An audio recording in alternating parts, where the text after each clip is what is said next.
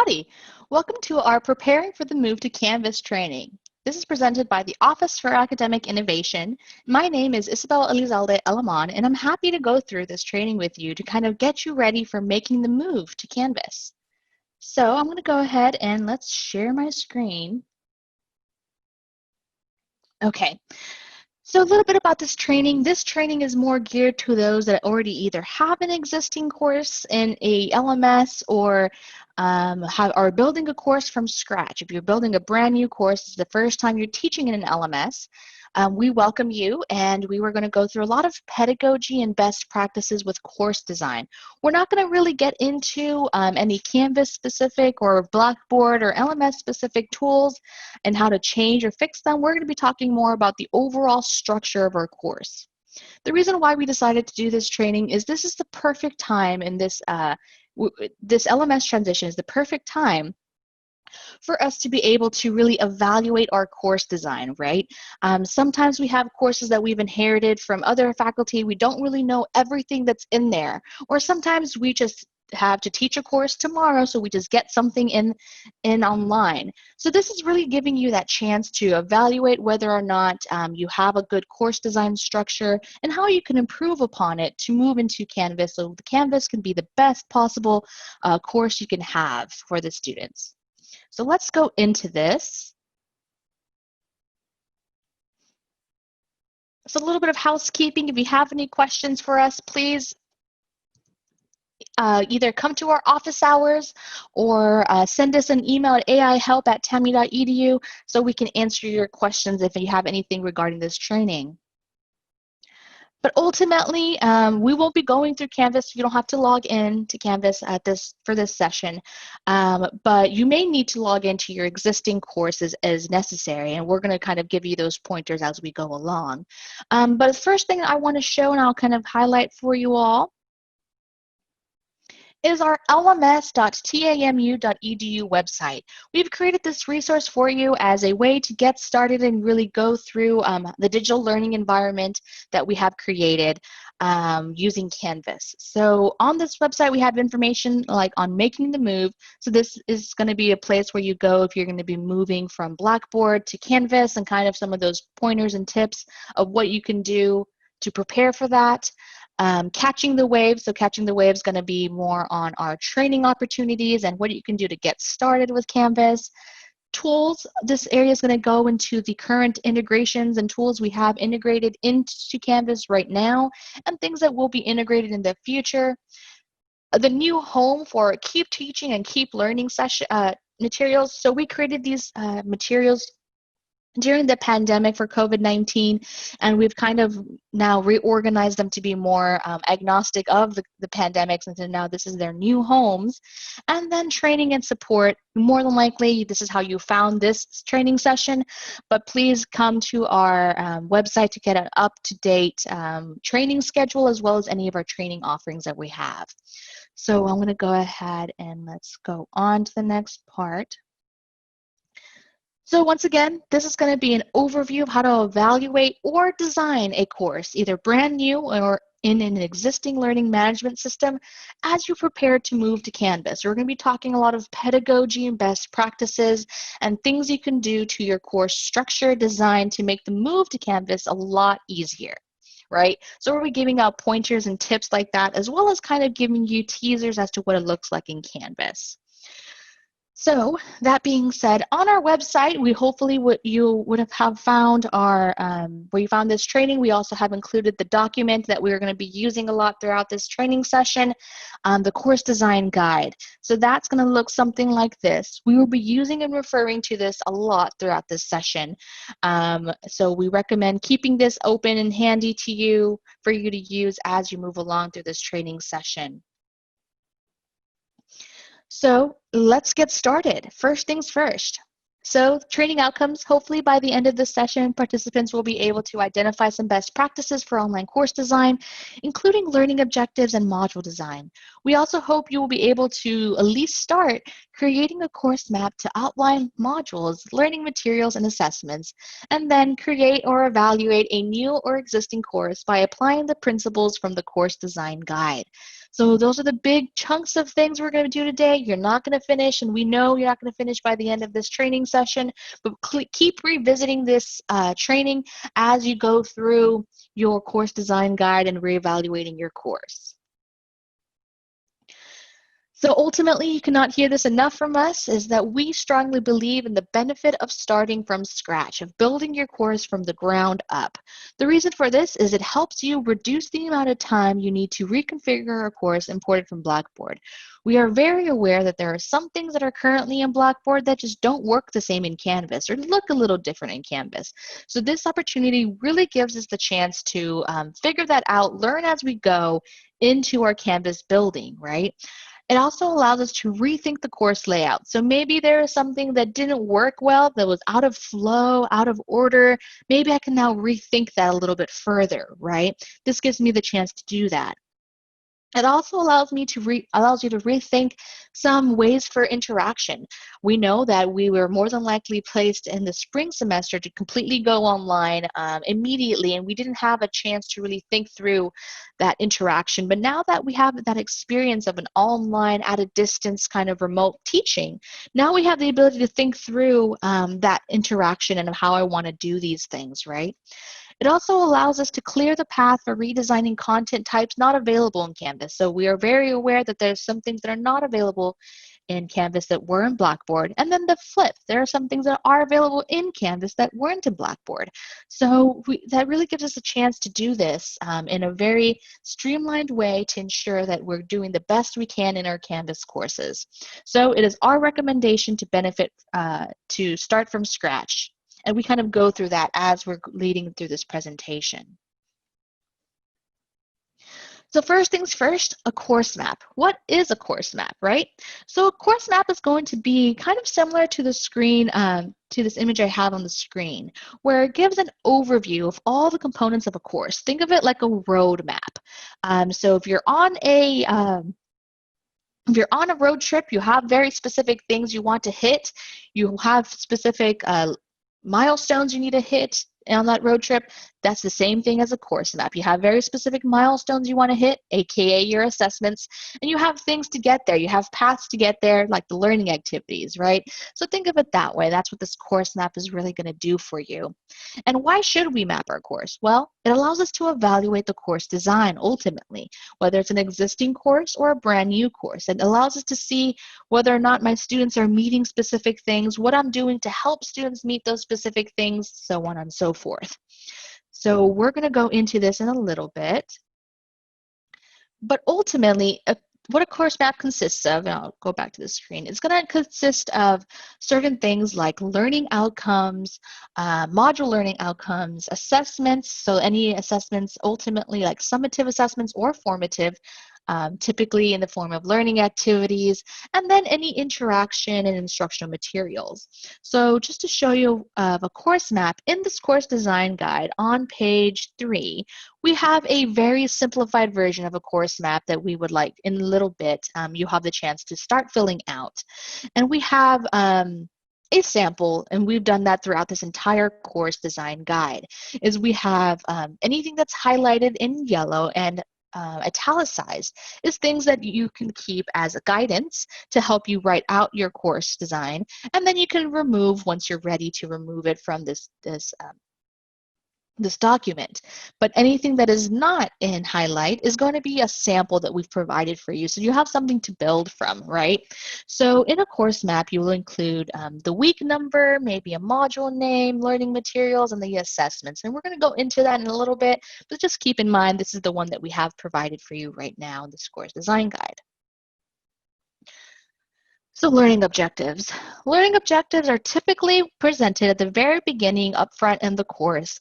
Sometimes they're provided to us by a department. Sometimes we have the ability to edit them. Sometimes they're provided to us by our institution. Sometimes they're provided to us by any state authoring board. So any types of like nursing boards or medical boards that require specific learning objectives. Sometimes the teaching boards also require stuff like this. So no matter where you got them, we have the chance to, at any point in time, evaluate them to make sure we're meeting those marks, right? Learning objectives are written for the students. They were written in a way that students can easily understand what it is expected out of them by the end of this course, right? We typically have them in our syllabus at the very beginning or in the very beginning of our course, right? We need to, at this point, I want you to take the time in a little bit to evaluate whether or not your student learning objectives are specific, measurable, attainable, realistic, and timely, right? That's what we call typically a SMART learning objective or SMART goal. So we're going to go into that in a little bit, but check to see whether or not your learning objectives have any action verbs that describe any action the students will be expected to complete. So I want to focus on this right-hand side of this table that we have here first before we move on to the left-hand side. But understanding how to make a souffle.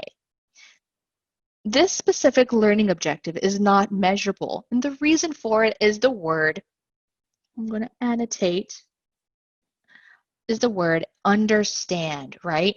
Understand is not a measurable word because my level of understanding may differ from my student's level of understanding, may differ from another student's level of understanding. Also, how do you measure understanding? I can't go into your brain and see the understanding level icons, right? There's no way I can truly do that.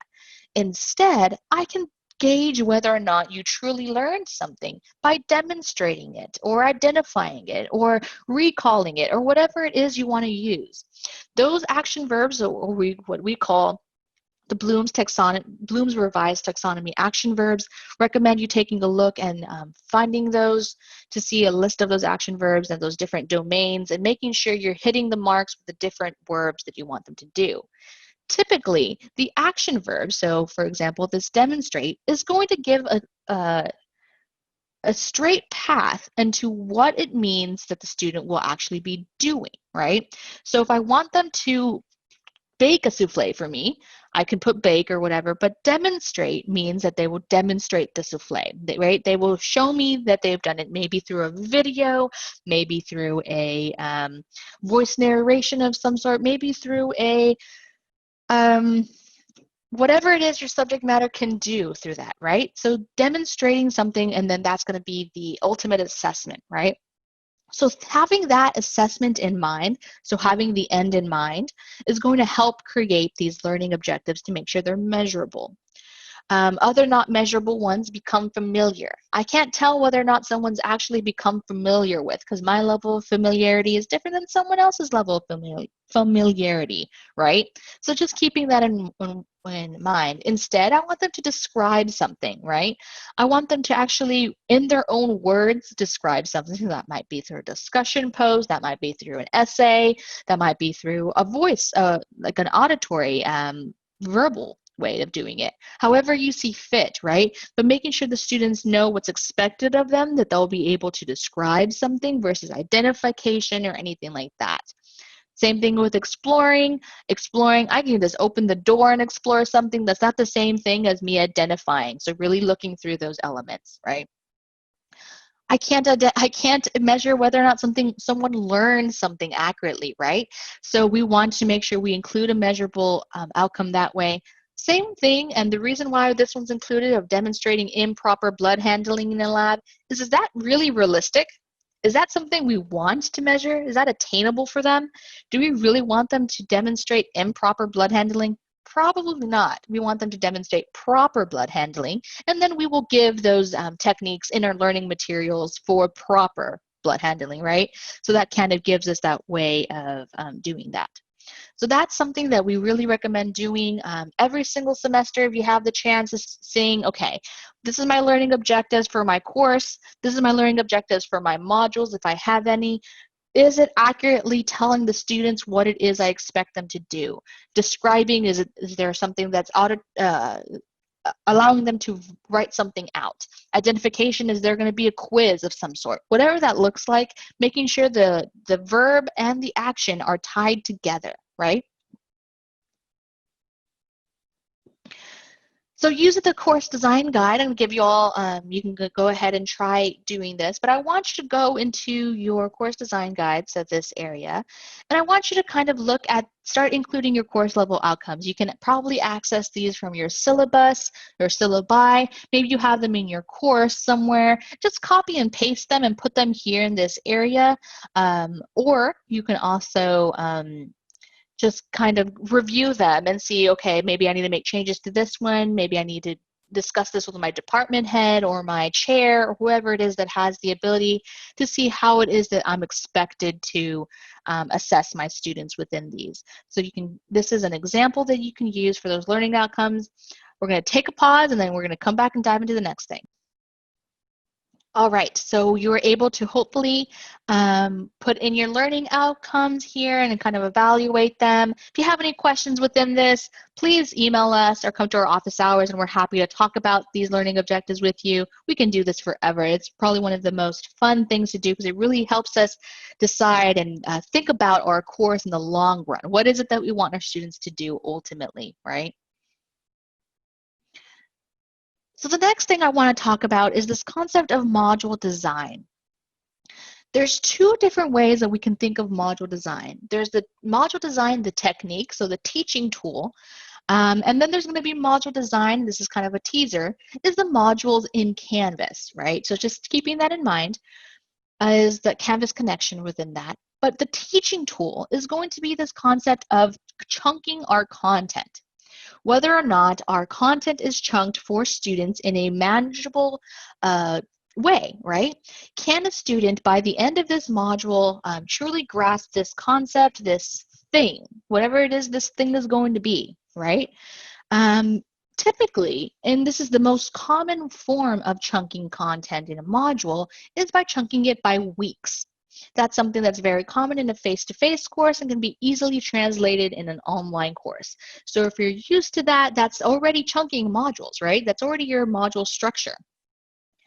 But other examples that I've seen before are going to be chapters. So if you really closely follow along with the book, you can use it based on chapters. Units, same thing with the whole concept of a textbook, following along that. Modules, ultimately, you can just name your own module. Themes, so if you have specific themes in your courses you want to kind of go through, and then topics. I have seen various times, so for an example, biology course that has topics like that are very relatable to the students, like they have crime scene investigation. That's where they go through biology of RNA and DNA. Then they go into the next topic of fossils and anthropology, and then that's when they go through some other deeper concepts of different topics. So they kind of match the topic to the information that's going to be discussed in there, right? So that there are totally different ways, and it's up to you and your subject matter that you can do this. But we really recommend to think about this before you make the move to Canvas, and the reason is because Canvas uses modules to chunk and give information to students. Think of it like a folder, right? You want to create a folder for your students, and then it's going to be in a module hierarchy way, and I'll show you that in a little bit. But it's going to be in a way that students can go through the content line by line, right? You want them to do this, this, this, this, and that module is complete, right? So I'm going to just really quickly show you what that looks like in Canvas. So for example, I have this Growing with Canvas course, and this is my time to pitch it. This course is a self-paced asynchronous course that allows you to learn more about Canvas. So highly recommend you take a look at this if you have the ability to. But I'm just going to go into a fully developed module. And this is what a module is going to look like ultimately. By the end of this module, students will have learned everything about getting around Canvas and communication tools. That's my module topic, right? It's going to be the introduction to Canvas ultimately in this session. So I include everything in here that I need them to do by the end of this section. So think of it by the end of this week or whatever it is I want to do for this area. Everything's in here. All of the folder is there, organized in a linear fashion for students to access, right? That's how Canvas is going to utilize their course design. So we recommend you thinking about your course design in that way too. Ultimately, now let's talk about the anatomy of a module, right?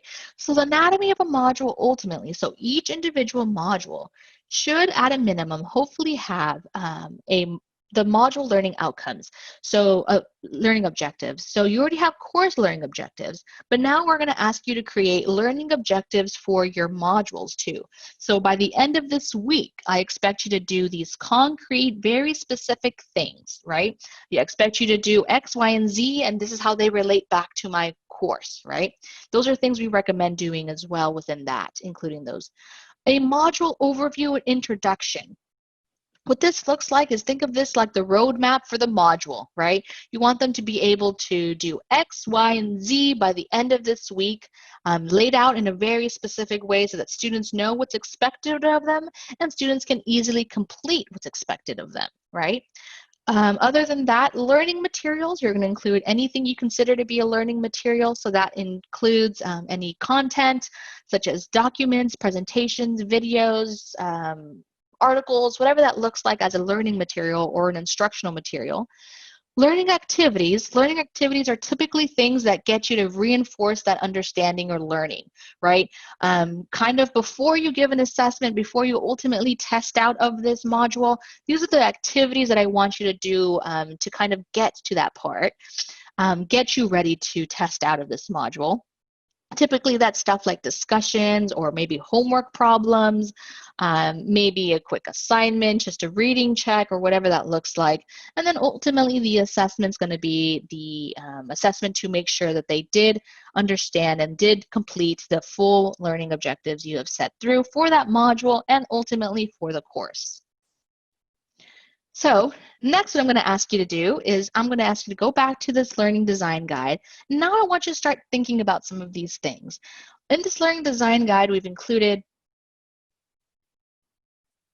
a few samples here, and we have only the 5 weeks. You can add more rows as you see fit. But in this sample, we've included the module design for 1 week. For example, we want students, the first module I have for my week 1 is the derivative in terms of the limit of a difference of a quotient, as an example. These are the different learning materials that I'm going to be giving to students, and then these are the assessments that I want to include. At this time, start thinking at least the first module. Go through and then start thinking about the rest of the modules as you progress through this reiterative process, and start thinking about, okay, what's my week 1 going to be? What's that module topic? What are those learning materials I'm giving to them? Is there going to be videos? Are there going to be PowerPoints? Is there going to be documents? Start kind of curating that information together and inputting it here in this map. And then ultimately those assessments. Are you going to be doing assignments, discussions, quizzes, tests, whatever it looks like for your individual subject matter? What am I going to be doing to assess that, right? So start including this and filling out that course design guide for this next activity on your own. All right, so welcome back. Now let's go into some of this next part. So again, I already went through some of the module design, but we're going to actually get into the intricacies of a module, right? What is it that should be in each of those things I talked about, right? So first and foremost, the first thing, if you remember the icon, the image of our light bulb, was a module overview, right?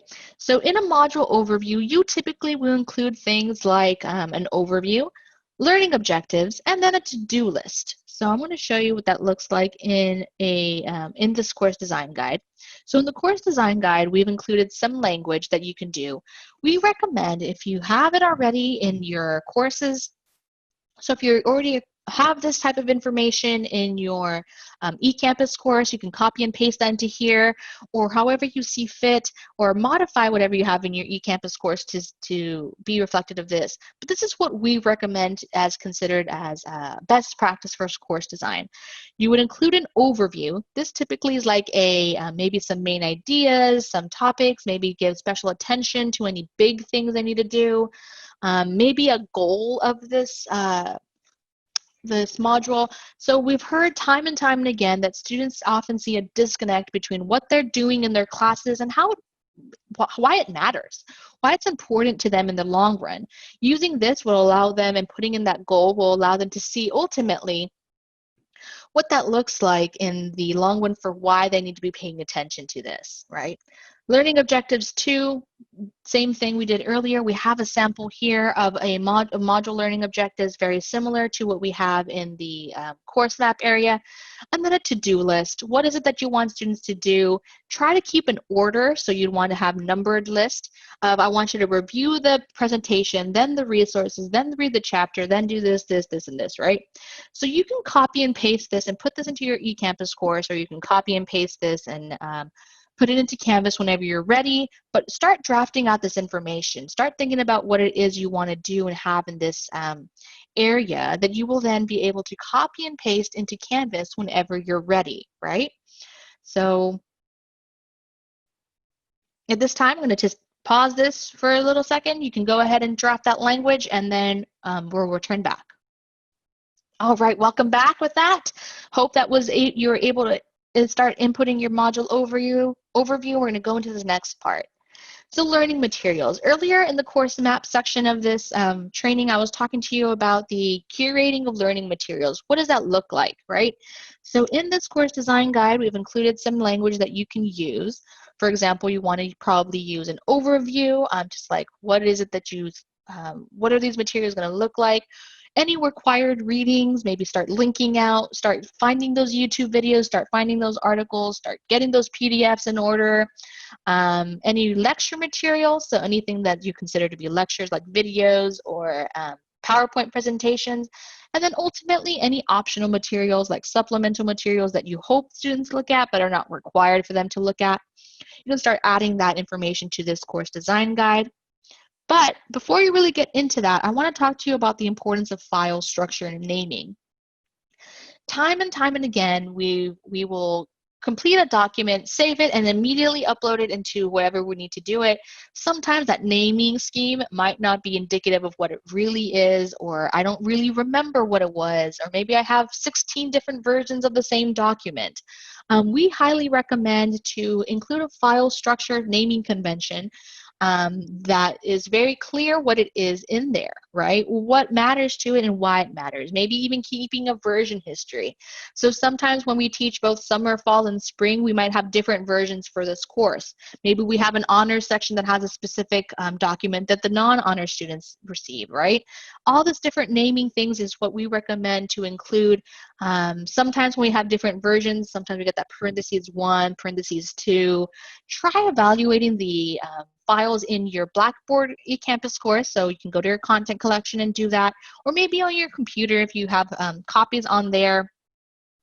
And try to make sure you have something that's very clear, like the name of the module, maybe module 1 PowerPoint, even keeping as much as putting in the semester and the course name. Reason why we recommend this is because students ultimately will be downloading these files, right? If they download those files, they're not going to know when they downloaded what, why it was important they downloaded what, if it's just called derivatives. They're not going to know what it's called if it's just called PowerPoint 2, right? So they need to know what it is they're downloading, how to find it whenever they do download it, to make use of it. So start thinking about this file naming structure and kind of create a consistent file naming structure for all of your files on your computer or in your Blackboard courses as you see fit. But at this time, we're going to do the same thing we did earlier, go through this course design guide, and we're going to look through the start inputting all this information as you see fit that you can for your module 1, and then we're going to be right back for the next part. Okay, welcome back. I hope you were able to go into drafting that language. Now we're going to go into this next part of this part is assignments, right? Components of assignment. So whenever you start building your assignments in Canvas, we highly recommend for you to come to our Creating Assessments in Canvas training. But that session, we will actually be building the assignments in Canvas. But start thinking about the content that you're going to be including for the students, right? What are the instructions you're going to be giving to the students? What are those guidelines, directions, any grading criteria, an overview, right? Earlier I mentioned that disconnect that students are seeing with content, that they're not really seeing why they need to do something and how it matters to them in their course, how it matters to them in life, right? So start including those in the overview of these things, start including that information that you may see fit for them. For example, if we go to this assignments area, we have the overview, which is the goal of the assignment, any guidelines. So anything you want students to remember or use, so like word count, if you have a specific naming convention you want students to use, if you have a specific file format you want students to use, so make sure you submit PDFs or whatever that is. Those are going to be those guidelines. Directions. This is extremely important to include in your assignments, at least in the beginning of your assignments, your first couple of times. And the reason for that is that just how you're new to Canvas, students will be new to Canvas too. They may be able to very easily get around Canvas, but we never know. We should always be providing students all the resources they need so that they're not lost whenever they're on their own trying to submit assignments. So we do recommend to include instructions to students, at least in the very beginning of your assignments, the first modules or two, so that they can get situated and acquainted with how to submit stuff that you're requesting from them. Other than that, grading criteria, we recommend start thinking about those rubrics or grading criteria that you have for assignments so that you can then include them when you start building your course out, right? So same thing we did earlier. We're gonna give a quick pause. You can pause this as you need to do so as well to start drafting that module. Start drafting the language for your Module 1 assignment or any assignments you see fit. All right, welcome back. I hope you're able to get through that Module 1 assignment. And now we're going to go through the next pieces. This is totally optional. Not every course lends itself to discussions, but sometimes, especially when you have face-to-face discussions in a face-to-face course, you may find it a little bit harder to do that in an online course. Well, Canvas has the ability to have discussions where you can have student-to-student contact and feedback with each other. We highly recommend for you to think about ways and places where you can include discussions. In this course design guide, we have the same thing we've had before, the directions and overview, prompt, guidelines that we would recommend for you to give to your students when you're creating your discussions. More importantly, we really want to focus on these guidelines, right? This concept of netiquette and making sure that students are applying themselves with professionalism and making sure they're adhering to guidelines that you have set forth. Because we all know that whenever a keyboard or a monitor comes in between a student, there is a chance for us to lose that feeling and respect for some things. So we make sure to include those guidelines in each of our discussions so they know the expectations of them in their communication as ultimately professional adults. So keeping that guideline as well. But ultimately, very same thing. We're going to go into this next part as well, and then we're going to give you the chance to do another assignment. And then it's quizzes. Quizzes are going to be, not all courses have quizzes and assessments. We understand that. But we recommend, if you do have quizzes, to include a structure similar to this, where you give an overview of what this quiz is going to be assessing. Also some information about the quiz, so what the material is going to be, what they have access to, whether or not this is going to be proctored or not, whether or not they're going to be using Zoom proctoring or any other proctoring software. Can they use their textbooks? Can they use their notes? Can they use a calculator, a spare sheet of paper? Whatever that is going to be for your individual quiz or test, you would include this here, as well as any directions and then grading criteria, right? What it is that they will be able to do with those results immediately or not. So you would be able to do that. This time I want you to go ahead and do that same thing we did earlier for assignments and do it for discussions and quizzes. If you don't have discussions or quizzes in your course, start thinking about maybe a few discussions you may have, places in your course where you could use a discussion, places in your course where you might use a knowledge check quiz or kind of a check your understanding quiz, whatever that's like, so that you can include that in your new course design.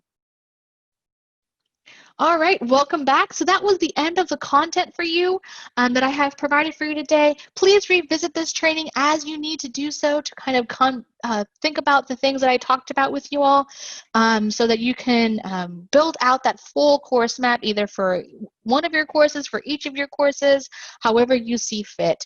Ultimately, we have other training opportunities for you that we recommend. For example, we didn't really go into Canvas, but if you are ready to start jumping into it, please watch or attend our Canvas orientation. And then coming soon, we will have our Creating a Course in Canvas, which actually goes through building all the stuff we just did.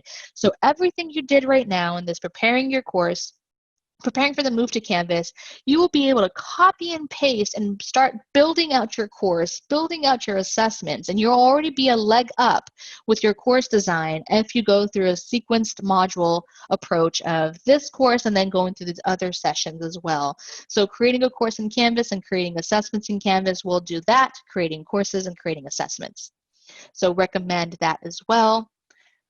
Ultimately, our Growing with Canvas session, so I kind of talked about that a little while ago. This is our course that we've provided as an asynchronous self-paced course that will teach you everything you need to know about Canvas. If you have the ability, we would highly recommend going through this training, as it will walk you through a lot of different things and steps for building out your course. Ultimately, more resources that we have for you. LMS.TAMU.EDU is our website that I showed earlier. Virtual office hours, go to our website to see if we're offering virtual office hours. Typically, that will be Monday through Friday, 2 to 4 p.m. Central Standard Time. Training, such as this one, we'll be offering different training opportunities throughout this week and next week and for the rest of time. Our YouTube channel, go to our YouTube channel and look for us at TAMU, Office for Academic Innovation. This is where we'll be posting any of our on-demand training, our videos, our playlists on how to do things, to do it at your own pace as well. And then if you have an Instagram, please follow us at @TAMU_innovation, where we'll be posting out bits and nuggets of information. And we even have a giveaway that we had there last week. So please come to all of our resources as you see fit, and ultimately ask your questions to us in our virtual office hours, or you can email our service desk at aihelp@tamu.edu, where we have a bunch of Canvas experts that are ready to answer your question and how we can help you with anything related to building your Canvas course, or you can give us a call at 979-458-3417. That is all I have for you today. Thank you for joining me.